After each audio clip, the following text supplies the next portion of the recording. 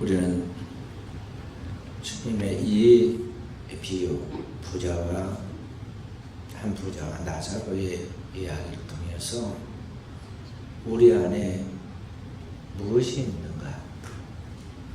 우리가 반드시 결국에는 이 세상을 마치고 하나님 앞에 서게 될 것인데, 그때 영원한 생명의 부활로 천국에 들어갈 것인지, 아니면 그렇지 못하고 음부 곧 뜨거운 불꽃 가운데 영원한 심판의 부활로 나아갈 것인지에 대하여 운명의 결정이 될 것인데, 그것은 오늘 이 땅에 살고 있는 우리가 그 영혼에 무엇이 들어있느냐, 어떤 심령으로 살아가느냐에 따라서 그 운명이 결정된다고 그랬습니다. 그래서 이 나사로가 한 부자의 이야기를 통해서 무엇이 들어있는가를 보라는 것이죠. 한 부자는 겉으로는 정말 부러워할 만큼 멋들어지게 다 소유한 것 같았지만, 그건 물거품과 값과 안개와 같이 일시적으로 그랬을 뿐, 그 안에 아무것도 없는 텅 빈, 그 안에 하나님의 나라가 들어있지 않는, 하나님의 생명이 없는 그런 초라한 가난한 자였고, 결국에는 결국 삶의 결론을 이제 지옥에서 보게 되죠. 자신의 운명의 실제를 보게 됩니다. 반면에 나사로의 생애는 사람들이 보기에는 초라하게 그지없는 사람들이 그를 일컬어서 그 이름이 있었지만, 나사로는 이랬으면 있었지만, 그 사람 이름 앞에 거지 나사로라고 그의 신분을 그렇게 이제 사회적으로 없는데도 불구하고 그런 신분을 이렇게 만들어서 불렀던 사람이었어요. 그러나 하나님의 절대 평가 속에서 나사로에게 무엇이 있었느냐? 하나님의 형상과 모양으로 지어진 인간 그 속에 영이 있는데, 그 영혼에 무엇이 들었냐? 그런데 세상에 알지 못하는 보화가 들어있었더라. 이 나사로 속에 하나님의 나라가 있었고, 하나님의 나라의 모든 보화가 그 속에 있었는데, 그것을 얻기 위하여 나사로는 이 땅에 있는 것을 다 내려놓았고, 이 땅에 있는 것을 다 포기하더라도 이것을 놓지 않았다는 것을 하나님이 입증을 시켜주었죠. 그게 부자와 나사로의 이야기입니다. 그래서 오늘을 살아가는 우리가 이 내 마음의 지성소에 무엇이 있는가를 늘 하나님의 눈으로, 하나님의 말씀을 가지고 자신을 성찰하기 위해서 내 속에 하나님 외에 다른 것이 있지 아니하도록, 항상 하나님만이 내 안에 충만하고 하나님의 은혜만이 있도록 자기 영혼을 간수하는 지혜로운 종들이 되어야겠어요. 그리고 이 속에 하나님이 아닌 다른 것들에 대해서는 다 내려놓아야 하는데, 만약 그런 땅에 있는 이 세상과 세상에 있는 것들이 내 마음을 틈을 타고 들어오는 순간 우리의 인생은 불행해진다. 그래서 우리가 알아야겠습니다. 오늘 우리 속에, 내 속에 무엇이 들어있느냐 하는 것이죠. 내 속에 지식이 들어있으면 지식은 사람을 교만하게 합니다. 조금만 우리가 배우고 남들보다 알아도 그거 막 나타내고 표현하고 싶어가지고 어쩔 줄 모르고 남을 평가하게 바꾸죠. 그래서 어떻게 하겠다는 거예요? 자기 영혼이 구원받고 천국 가는 건 아무 관계도 없는 일에 목을 걸고 그거 가지고 싸웁니다. 우리 주변에 늘 그런 일들을 보죠. 저기도 계속 요새 총회 노예 총대가 되어 가지고 있으니까요. 문자가 하루에도 몇 번씩 오는데 보면은 총회 법이 맞느냐 틀리냐, 이것이 무엇이 어떠느냐, 전례는 어떠하고 현재는 어떠하느냐 막 하면서 그 사람은 밤낮 자고 깨면서 그 연구만 해가지고 그것만 말한 것 같아요. 아무리 떠들고 밤낮 연구해가지고 저한테 문자 보내와야 전 나름대로 나 생각과 판단이 있거든. 그것은 구원과 영생과 관계도 없고, 또 그 분야에 대해서 자기도 잘 알지만 나도 잘 아는데, 이것은 무엇이 잘됐고 무엇이 잘못됐다 나도 나름대로 판단하고 있어요. 그래, 그 분야는 자기가 대박사라고 그렇게 칭하고 전국에 있는 모든 우리 총회 총대 1,500명에게 문자를 보내겠지만 다 사람들이 저처럼 나도 너만큼은 안다. 나도 이번에 너보다 훨씬 더 잘한다. 이렇게 생각하고 있거든요. 그러니까 지식으로 사람이 구원을 얻는 것이 아닌데 이 세상은 지식 있는 사람은 그 지식이 우상이 돼가지고 각각 거기에 끌려 시간과 정력과 인생을 낭비하는 거죠. 지식은 사람을 교만하게 하고 많은 번뇌를 가지고 어떤 사람은 물질이 돈이 우상이 됩니다.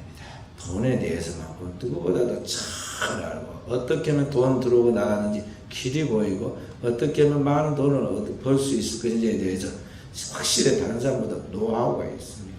다른 데서 살아가는 거 보면 참 어리석게 살아간다 할 정도로 그 분야에 잘 알고 실제로 그 사람은 돈을 많이 만지기도 하죠.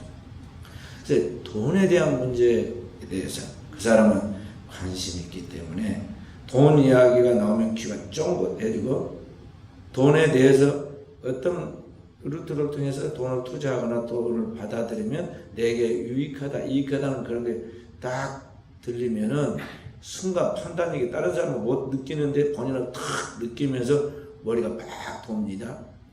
그리고 눈이 반짝반짝 빛이 납니다.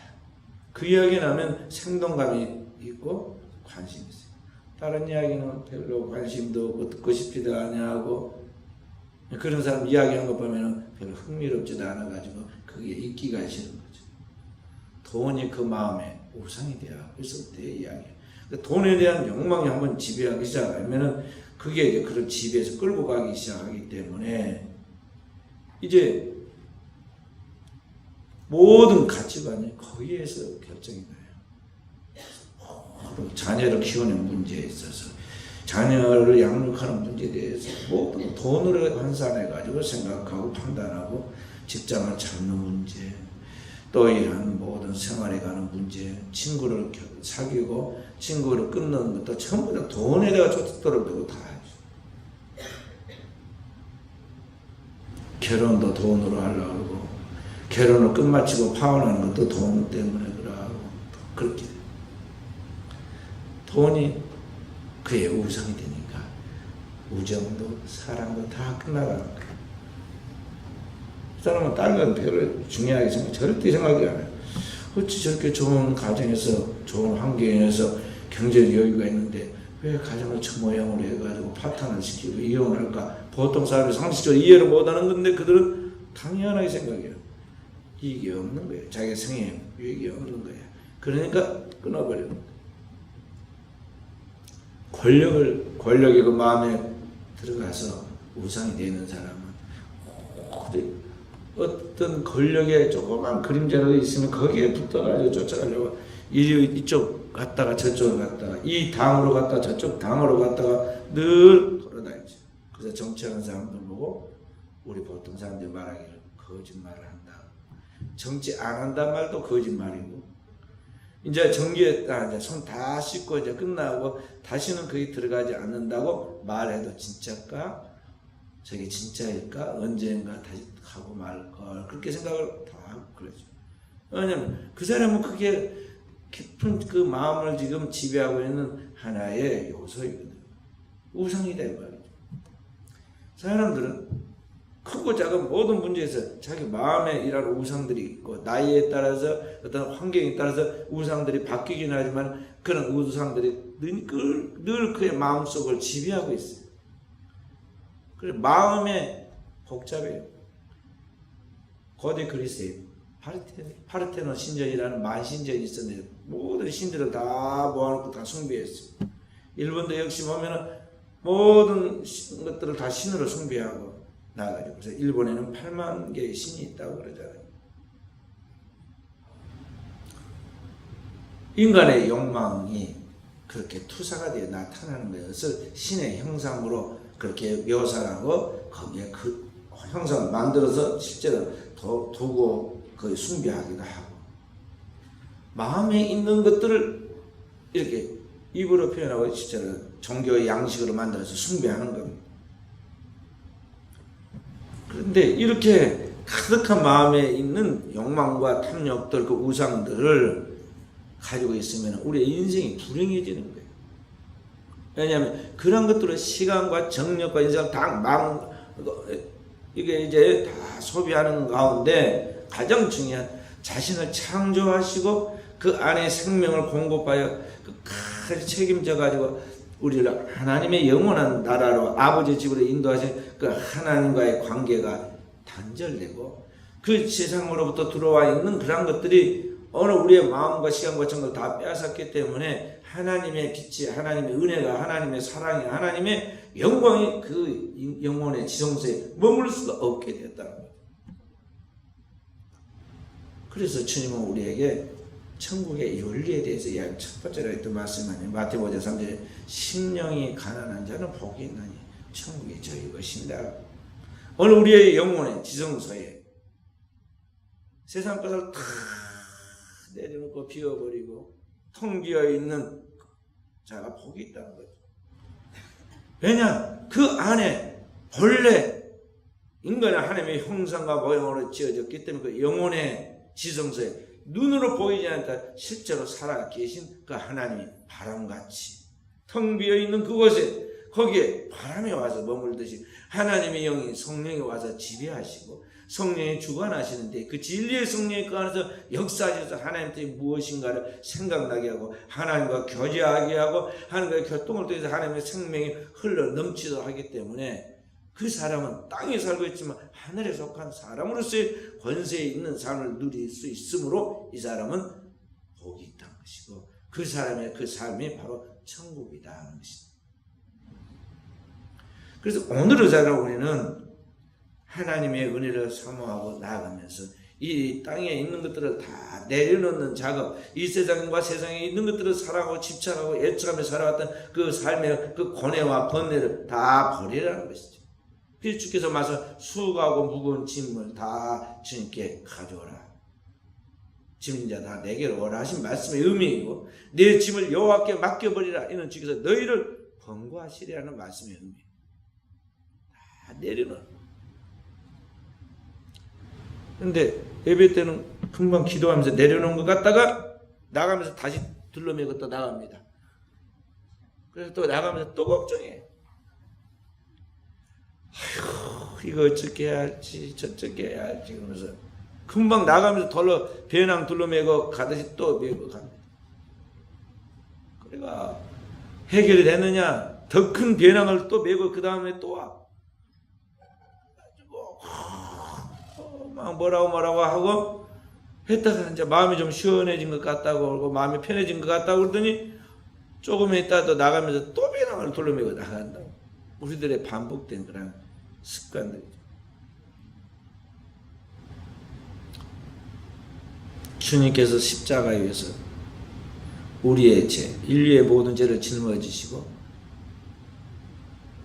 영원한 속죄를 이루실 때 그때 7마디의 말씀 중에 이런 말씀이 나옵니다. 내가 목마르다. 주님께서 말씀하시고 내가 목마르다. 목마르다. 주님이 지금 사실은 피와 물을 다 쏟아내고 땀을 흘려서 탈진 상태가 무슨 사실이지만 목마르다고 지금 그 시간에 그 말을 했겠어요. 실제로 그 목마르다고 진짜 목말라서 그런가 보다 하고는 누군가 긴 막대기에다 해용에 심포도를 적셔가지고 예수님 입술에다가 댔어요. 빨아먹으라. 근데 예수님이 딱 해를 한번 그 성의를 생각해서 한번 대고는 안 마신다고 딱 예면을 했어요. 그러니까 치웠어요. 그러니까 주님이 여기 목마르다는 것은 이 영혼의 목마름을 이야기합니다. 우리를 대변하는 하나님과 단련된 이 죄인들의 그 고통과 신음소리를 대신해서 아버지께 엘리 엘리 라마 사박다니 나의 하나님 나의 하나님 어찌 나를 버리셨나이까. 죄로 말미암아 하나님 앞에서 죽어있는 영혼은 하나님과 상관이 끊어졌기 때문에 그 고통 그를 대신한 주님께서 우리를 대변해 신음하였던 것 같이 어느 우리 영혼이 지금 세상에 있는 것을 다 소유한 것 같이 겉으로는 멋들어지게 흉내를 내고 있지만 그 영혼은 오늘 당장 떨어지면 음부의 지옥의 불꽃 가운데서 다시는 돌아올 수 없는 제2의 희망이 없는 거기에서 절망할 수밖에 없는 그것을 바라보시고 주님께서 그것을 지금 느끼시기 때문에 나이가 목마르다고 말합니다. 하나님의 생명수가 강물처럼 흐르는데 그 영혼이 하나님의 생명수를 마시고자 죽어가는 우리 인간의 비참한 현실을 대변하는 말씀이죠. 6월절 마지막 날에 주님께서 일어나서 큰 소리로 외쳤습니다. 누구든지 목마르거든 내게로 와서 마시라. 나를 믿는 자는 그 배에서 생수의 강이 흘러나리라 하시니 이는 그 믿는 자에 받은 성령이라. 주님께서 누구든지 목마르거든 수고하고 무거운 짐을 지고 목마르거든 세상에 가서 좀 더 돈을 많이 벌어야겠다, 권력을 많이 줘야겠다, 좀 더 많이 공부해가지고 지식이 있어서 유명한 아주 학식을 줘야겠다가 아니라 진짜 목마르거든 그 영혼의 목마름을 해결하여서 너희의 길과 진리와 생명이 되어서 이 땅의 모든 문제를 해결한 하나님의 어린 양으로 오신 하나님 그분 자신이신 예수 그리스도, 그 영원한 하나님과 함께 계신 영원한 말씀이신 예수 그리스도 그분에게 와라는 거죠. 그러면 성경의 이름과 같이 그 배에서 생수의 강이 흘러나리라. 출애굽기 17장에 보면은 민수기 또 20장에 보면 똑같이 출애굽한 이스라엘 백성들 1세대와 2세대가 무리바 반석에서 샘물을 마시죠. 하나님이 생수를 주십니다. 그 물을 먹고 그들이 살아서 가나안 땅에 들어가듯이 오늘 우리의 영혼이 목마르거든 반석이신 그리스도에게 나와서 생수가 터져 나오듯 그리스도에게서 나오는 하나님의 생명수를 마셔야 하는데 그게 뭐냐? 성령이시다. 고린도서 12장 13절에 보면 주님께서 성경에 뭐라 말씀하셨느냐면 성령을 마셔라 그래서 마셔라. 성령을 너에게 부어주시면 너에게 유익하게 하심이라. 어떤 사람이 지혜의 말씀의 은사를, 어떤 사람이 지식의 말씀의 은사를, 어떤 사람이 믿음을, 어떤 사람이 능력 행함을, 어떤 사람에게는 신유의 은사를, 어떤 사람이 영들 분별하는 은사를, 어떤 사람은 예언을, 통역을, 방언을 주시는데 주님 말씀하시기를 이 은사를 성령을 마셔라. 마셔라.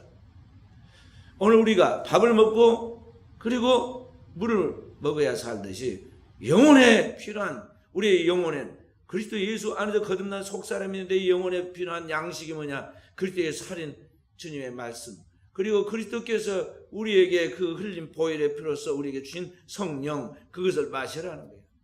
마시라. 먹고 마시라. 오늘 우리가 영원히 살 길은 바로 그거밖에 없다는 것입니다. 그래서 오늘 우리는 주님 말씀하신 그 목마름처럼 오늘 우리 심령 기쁜 곳에 내 가난함을 알고 내 영혼의 갈급함을 알고 하나님의 생명으로 가득 채워지고 영생수를 충만하도록 여기에 목말라는데 영적인 데는 완전히 우리가 텅 비어있고 단절되어 썩어 있는데 세상과 세상에 있는 것들만 꽉 차가지고 분주하고 혼해하고 고통하면서 세월을 낭비한다는 거죠. 사람이 죽을 때가 되면요 집도 줄이고 살림도 줄이고 정리를 하기 시작합니다. 그리고 나이가 들고 자기가 이제 죽음이 나의 생명의 연한이 얼마 되지 못하고 죽기가 가깝다 그 생각이 딱 들면 뭐 하느냐면요 자꾸 자기 정리를 합니다. 정리를 하게 되고 있어요. 삶을 정리해. 그게 현명한 방법이죠. 근데 오늘 우리 영혼을 가만히 살펴봐요. 우리 영혼에 무엇이 있는가? 우리 영혼에 주님 만날 준비가 되고 영혼의 하나님과의 관계 속에서 성소에 하나님의 영이 거하여야 하는데 모세가 성전을 건축했는데 출애굽기 40장에 보면은 하나님의 성막에 하나님의 영광의 구름처럼 가득하여서 제사장도 능히 들어가지 못하고 아무도 들어갈 수 없었다고 했어요. 솔로몬의 성전을 건축했을 때 동일한 현상이 하나님의 영광의 구름처럼 있어 제사에 들어가지 못했다. 오늘 우리 영혼의 지성소에 오직 하나님이 거하셔서 하나님이 운행하시고 하나님이 역사하시고 일하시는데 하나님의 관계가 단절되어 가지고 여기는 캄캄한 어둠이고 그 속에는 아무것도 없게 됐어요. 그러니까 생명이 끝나는 거죠. 근데 거기에 세상 것만 꽉 차가지고 정리정돈하지 못한 게 너무나 많이 죽을 때까지 그 욕망이 너무 강해서 나이가 든 사람들이 젊어서 철이 없어서 그런 것이 아니라 나이가 든 사람들은 이제 알만한데 인생이 끝나갈 때 됐는데도 불구하고 계속 욕망을 가지면 그걸 뭐라고 그러냐면 노탐이라고 그래요. 노탐은 추하게 보여요. 물론 젊어서 욕망을 갖고 탐욕을 갖는 것도 아름다운 것은 아니죠. 자기한테 재앙이죠. 그렇지만 나이가 들어가서 이제 버려야 하는데 아직도 그것을 붙잡으려고 할 때 그건 어리석은 것이다 하는 것이죠.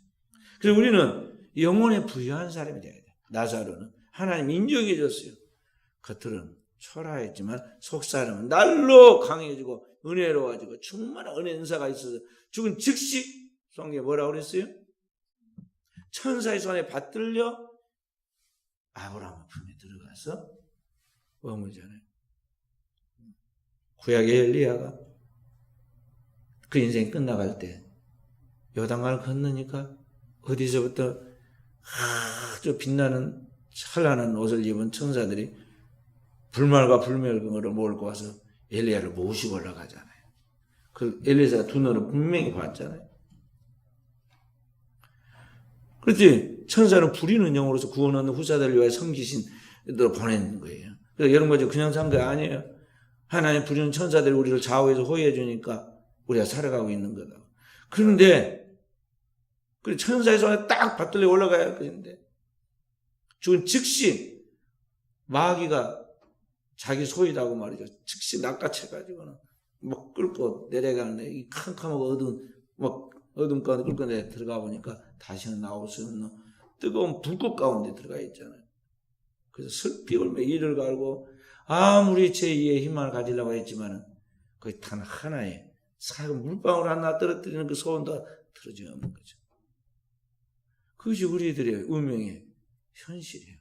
주님이 하신 말씀이에요. 누가 지어낸 어떤 유명한 문호가 만들어낸 작품의 이야기 아니다고요. 하늘로부터 오신 그분이 직접 보고 들으면서 지금 그분이 하신 일을 지금 일 예로 안 나요. 우리에게 지금 들어놓은 이야기다 말이에요. 그렇기 때문에 우리는 그 하나님 앞에서 우리의 영혼에 왜 주님이 이 땅에 오셨는지, 그분이 이 땅에서 우리를 위하여 하신 일이 무엇인지, 그리고 그렇게 해서 이루어진 그리스도의 십자가를 통하여 우리에게 주신 영원한 생명과 부활이 우리가 어떤 축복인지를 알고 우리의 삶의 가장 중요한 초점을, 우선순위를, 그리고 가장 가치 있는 절대적 비중을 이 주님이 나를 살리기 위해 오셔서 십자가를 통해서 모든 죄를 속죄하고 그에게 그 십자가의 대속을 통해서 우리에게 사망을 거두고 영원한 생명을 주신 그것을 나의 것으로 딱 간직해서 그리스도 예수 안에서 우리도 그리스도 예수의 장성한 분량처럼 자라가도록 우리 영혼의 속성을 자라가는데 여기에 우리의 삶의 최우선순위와 목표를 두고 달려가야 한다는 것입니다. 할렐루야. 그것 없이 세상에서 아무리 유명해도 아니다니까요. 아무리 유명해도 아니야. 여기 한 부자보다 더 부자 있어요 여기? 최고의 옷을 입고 하루도 빠지 않고 날마다 잔치에도 부족함이 없는 그렇게 인생을 살다 갈 사람이 여기 있냐? 그런데 오늘 이 사람은 결론이 뭐냐 이 말이죠.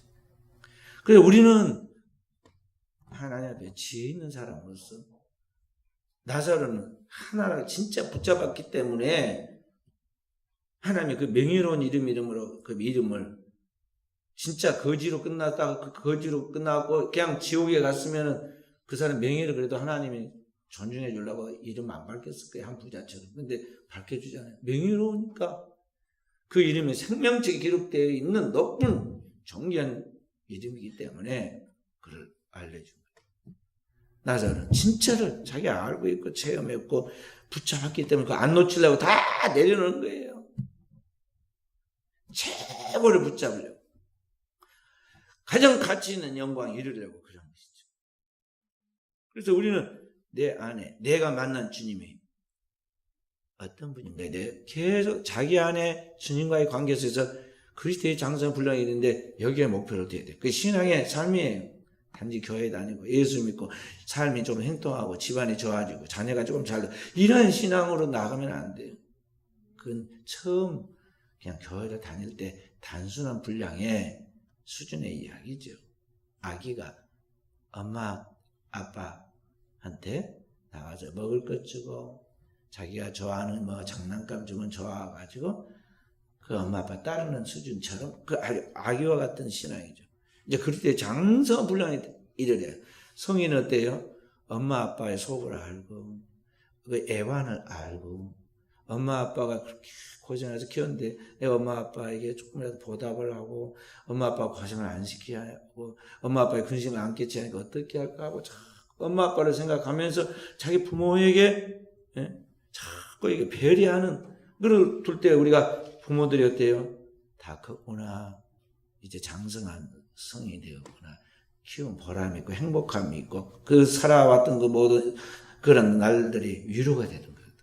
하나님 앞에서 우리가 그런 성숙한 사람이 되어야 하거든요. 주님이 십자가를 지고 인류의 죄를 속죄하고 죽었다가 죄의 삭은 사망이 돼 우리 대신에 죽었다가 모든 죄를 사함받은 그리스도께서 하나님의 의로 이제는 부활하시죠. 그리고 우리의 그 하나님의 의를 다 입혀주는데 부활하신 주님이 부활한지 모르고 제자들은 예수님이 죽었다 무덤에 묻혔다 그래서 슬퍼하면서 각각 뿔뿔이 흩어졌고 흩어진 일부가 예루살렘에서 엠마오로 내려가고 있습니다. 엠마오로 가는 두 제자가 성경에 누가복음 24장에 나오죠. 슬픈 빛을 띠고 기가 쏟고 풀이 죽어가지고 이렇게 말도 않고 둘이서 내려가는데 근데 그때 예수님이 그들과 동행했는데 그들의 눈이 영안이 안 열렸으니까 그냥 지나간 사람 관심 없이 그냥 생각합니다. 예수님이 말을 겁니다. 어디로 가느냐? 엠마오로 갑니다. 근데 왜 무슨 일이 있었는데 그렇게 슬픈 빛을 띠고 가느냐? 그러니까 아니 당신은 예루살렘에 있었다가 같이 내려오면서 그 예루살렘에서 있었던 일을 당신만 모른다는 말입니까? 그러니까 무슨 일입니까? 예수님이 물어보죠. 그러니까 예수님 앞에서 그 제자들이 예수님인지도 모르고 그간에 있었던 예수님에 대한 십자가와 그 죽음에 대하여 이야기를 하죠. 그러니까 예수님이 그때 어떻게 하죠? 두 제자에게 모세로부터 시작해서 선지자들이 말한 그리스도에게 대하여 말씀은 성경의 모든 말씀을 쭉 풀어가지고 그리스도가 이러한 고난을 받고 영광에 들어가야 할 것이 아니냐. 다시 말해서 그리스도가 십자가의 죽음을 통해서 인류의 죄를 영원한 속죄로 속죄하고 그가 찔림 우리의 허물을 인하며 그가 상함 우리의 죄악을 인함이라. 그가 징계를 받은 평안을 그가 채찍맞고 죽음을 너희가 나음을 얻었도다 하신 그 말씀. 우리는 다 양 같아서 그렇게 행하여 각기 죄인을 갚고 여호와께서 그 무리의 죄악을 담당하신다는 바로 그 말씀. 저는 그리스도가 고난을 받고 죽임을 당했는데 썩음을 보지 않고 다시 하나님께서 일으킨다는 말씀처럼 그렇게 살아난다. 그 영광을 볼 것이 아니냐 그런 말이죠. 그렇게 말씀을 해주죠. 깨닫게 이 미련하고 선지자들의 말은 모든 걸 터디 믿는 자들이요. 그거 주께서 깨우쳐줍니다. 그러다 보니까 이제 마을이 다 왔는데 해가 저물어 가니까 이제 그 숙소로 들어가가지고 거기에 머물면서 저녁을 먹으려고 하는데 예수님 같이 갔던 그 동의하는 분이 그들은 아직도 모릅니다. 예수님인지 모르는데 아니 손님 같이 들어가십시다. 권유했고 들어갔더니 이번에는 자기가 주인님 같이 그분이 떡을 떼어가지고 하나님 앞에 축사하고는 나눠주잖아요.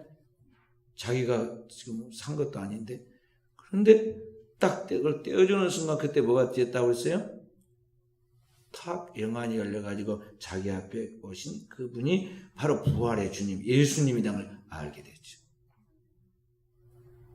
그런데 딱 눈에 보이고 예수님을 이제 알아지는 순간 예수님이 떠나가 버리고 없어요. 부활의 몸은 시간과 공간을 초월해서 완전한 신적 그런 몸이 되기 때문에요. 이런 물리적인 재앙을 받거나 타격을 받지 않는 거예요. 그래서 예수님하고 이제 알아갖고 이제 예수님을 찾으니까 예수님이 안 보이잖아요. 그래서 자기들끼리 뭐라고 그래요? 길에서 올 때 우리에게 예수님께서 성경을 풀어주셨는데 그때 우리의 심령이 뜨거웠지 않느냐 하고 이야기하죠. 그리고는 보따리를 싸가지고 어디로 가요? 오던 길을 밤중에 다시 올라와서 예루살렘으로 갑니다. 가서 가보니까 자기가 똑같은 체험들 한 제자들이 모여가지고 있었죠. 이게 초대교회 이 교회가 그렇게 해서 형성이 된 거예요. 부활의 주님을 만나는 사람들이 쭉 교회에 모여들고 그 공동체를 형성하고 거기서 다시 부활의 주님을 체험하고 성령을 체험하고 그런 거죠. 어떤 사람은 사도 바울과 같이 담에서 보상에서 만난 사람, 어떤 사람은 갈리 바다 디베레 바닷가에서 물고기 잡다가 만난 사람, 다양한 제자들이 주님을 만나는 부활의 주님을 만난 체험을 통해서 거기 찾아오셨다는 거예요. 그러니까 오늘 우리의 그 심령 속에 그 하나님의 말씀, 복음의 말씀을 듣고 그걸 확실하게 성령이 깨닫게 해주시는데, 성령이 깨닫게 해주실 때는 우리의 영이 살아서 먹 타오르는 거예요. 그래서 심령이 뜨겁지 아니하느냐. 에레미야 선지자는 중심이 불붙는 것 같아서 내가 견딜 수 없다는 말이 그런 거예요. 하나님의 말씀은 살았고 운동력을 가진 진정한 창조의 말씀이고 구속의 말씀인데, 그것은 우리의 시간, 공간, 우리의 사상, 우리의 모든 것들을 다 초월해가지고 침투합니다. 그래서 하나님 말씀은 살았고 운동력에서 좌우에 나서 어떤 것보다 예리하게 그 영과 혼과 심령과 관절을 찔러 쪼개기까지 하며 그 마음 생각들을 감찰한다. 그 속에 역사는 그런 뒤집어지는 역사가 그 영에서부터, 그 영혼 속에서부터 나타나니까 사람이 이제 완전히 새롭게 만들어지는 거예요. 말씀과 성령을 통해서 이러한 뒤집어지고 거듭나는 사건이 생기게 되는데, 이것을 주님이 말씀한 중생한다, 거듭난다. 그리스도인은 이런 거듭남의 사건이 계속 있어져야 돼요. 목욕을 한 번 하고 마나요? 밥을 한 번 먹고 마나요? 계속적으로 먹고 마시는 그런 가운데 자라듯이 오늘 우리가 그리스도 예수의 그 영원한 복음의 말씀과 말씀을 타고 운행하시는 성령이 일하시고 체험하시고 변화하시고 역사하시는 그 체험을 통해서 우리가 계속적으로 우리의 영이 자라간다, 치유되고 자라간다는 것을 알아야 한다는 것입니다. 할렐루야.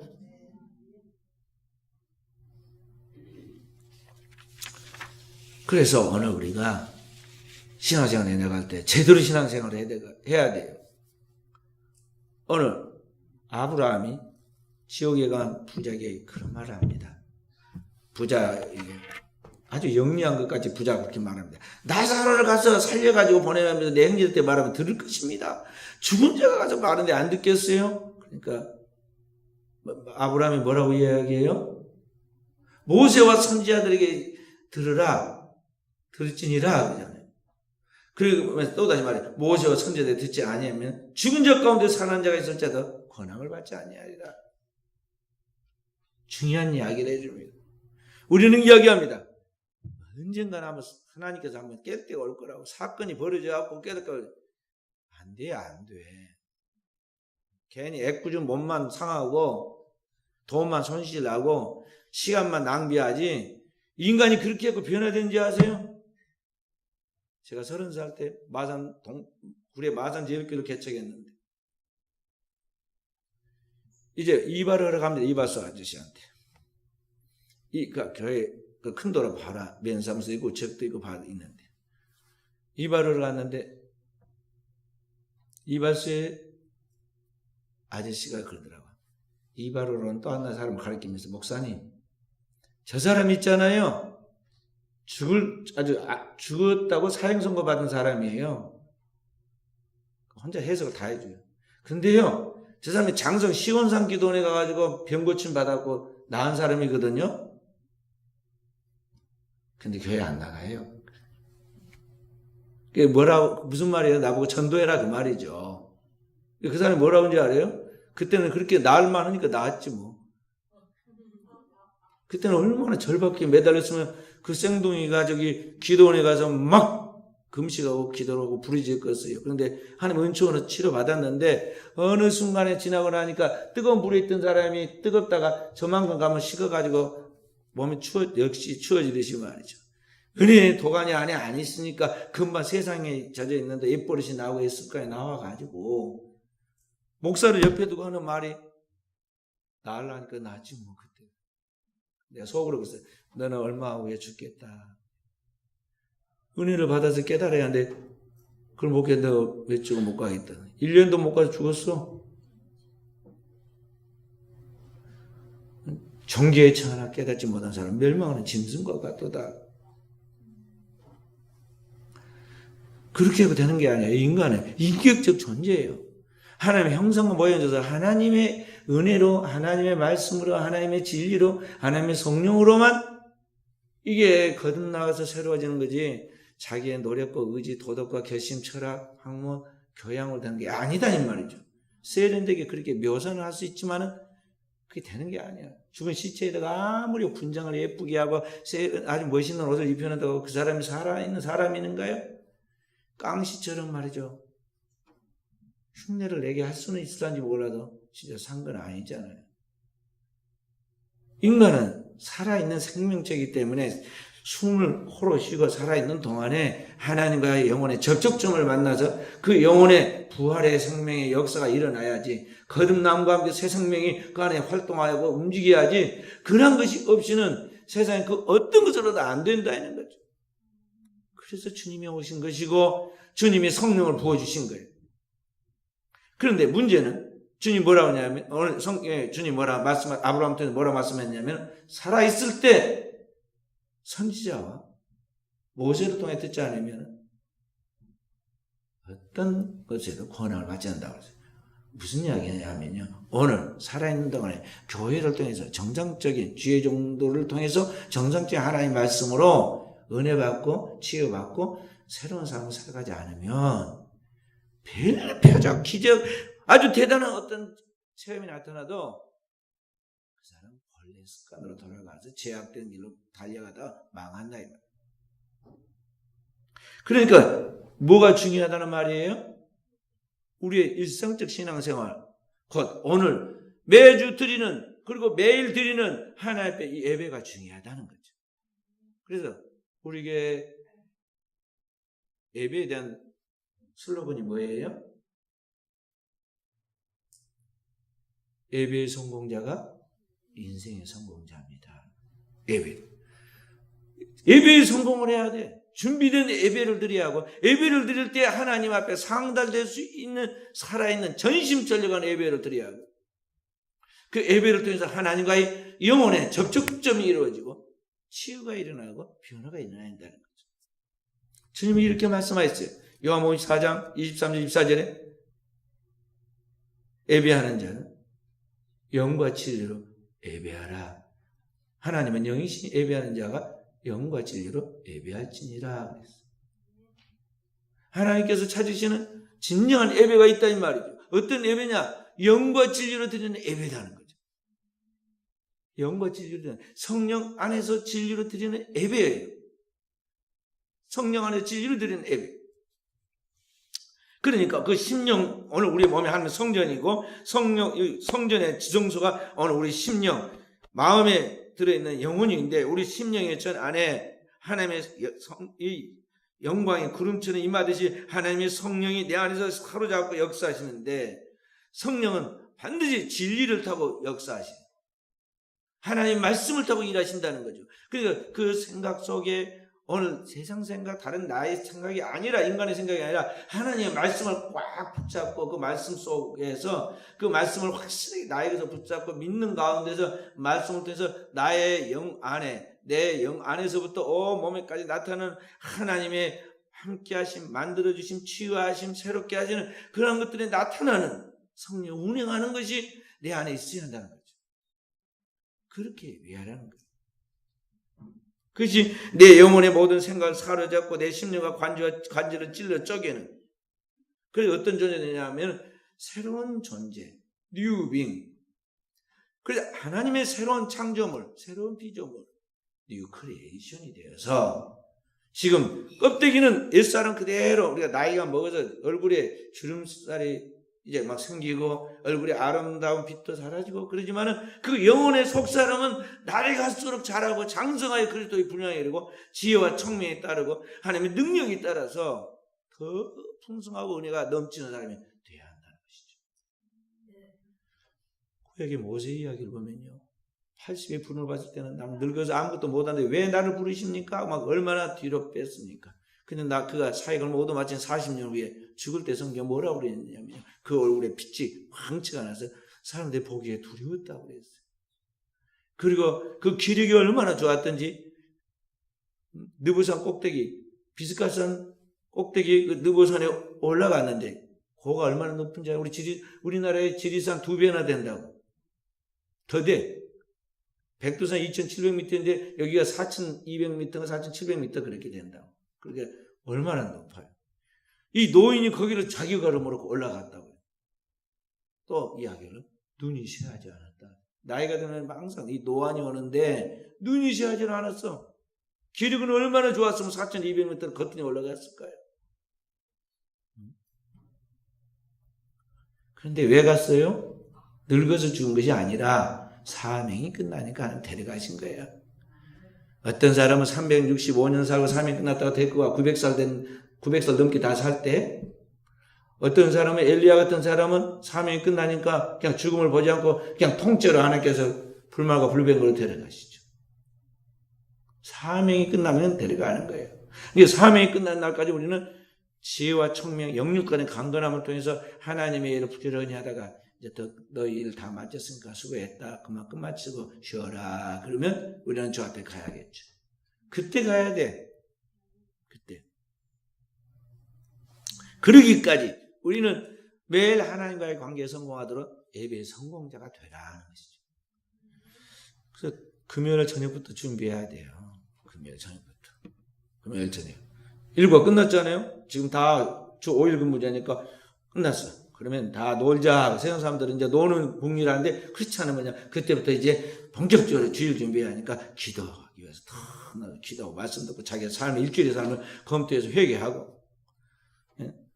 주일 전날 토요일은 예비일이야.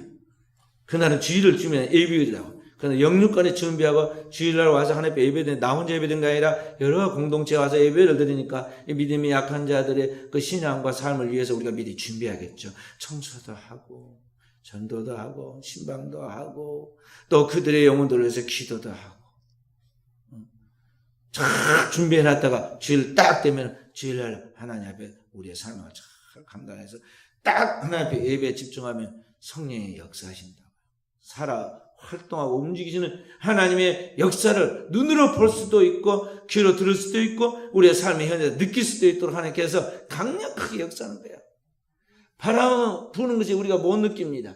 밖 안에 있기 때문에. 그렇지만 얼마나 강력한 바람이 불면요 막 창문이 덜컹덜컹하고 난리가 나요. 밖에 가면 뭐가 날아가는 소리가 나고 강력하게 성령이 임하면 영의 세계인데도 불구하고 불꽃같이 눈에 보이는 것도 있고 귀에 들리는 것도 있고 모인 것이 진동하기도 하고 내 몸에서부터 내가 알 수 없는 언어의 말이 영의 소리가 새 방언이 나오기도 하는 거예요. 그렇게 예배할 때 예배를 통해서 안진병이 일어났듯이 귀신이 소리를 내며 떠나갔듯이 죽은 자가 일어났듯이 초대교회의 역사와 똑같은 성령의 역사가 오늘 우리의 삶에서 재현된다는 것입니다.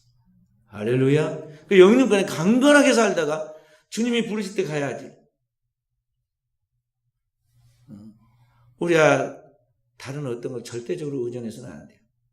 그게 보조수단이죠.